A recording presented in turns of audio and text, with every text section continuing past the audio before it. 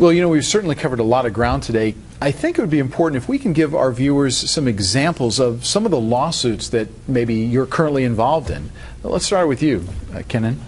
Milton, well, Ted and I spent a lot of time on the Ronald v. Bank of America case, and Ronald is the granddaddy of these mass joinder cases. As the granddaddy, it started in 2009, but it really is the case that has trailblazed the approach of trying to protect homeowners by looking at what's happened and by trying to make them whole.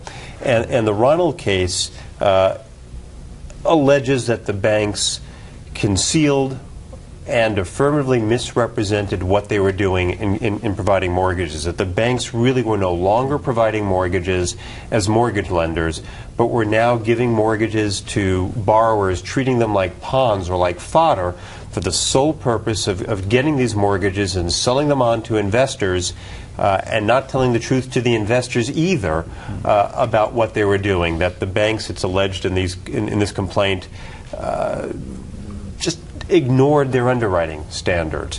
And this case is really about what Countrywide Financial is alleged to have done from about 2004 to 2008, and then what Bank of America is alleged to have done after acquiring Countrywide at around that time. We've also have in the complaint allegations for some of our plaintiffs that the banks didn't follow their proper procedures. We have allegations involving violation of our clients' privacy rights. And we have something that's very important and is unique to California. It's called an unfair competition claim. But what it really is not really about unfair competition. It really says that a defendant who has done something that is otherwise unlawful or unfair or involves false advertising should have to give back to the victim of that any benefits they got from that. And that's different than damages.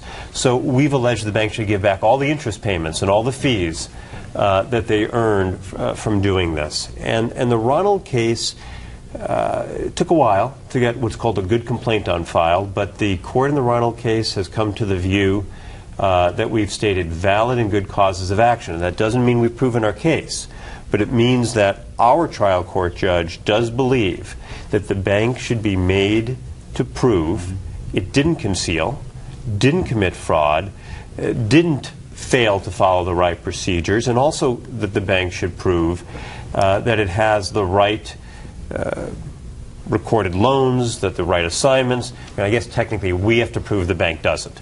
But the point is that the bank now has to come in and litigate on the facts of this, and it's no longer going to be able to hide behind just pure legal defenses of we may have done it, but it doesn't matter. We're a bank. We can do what we want.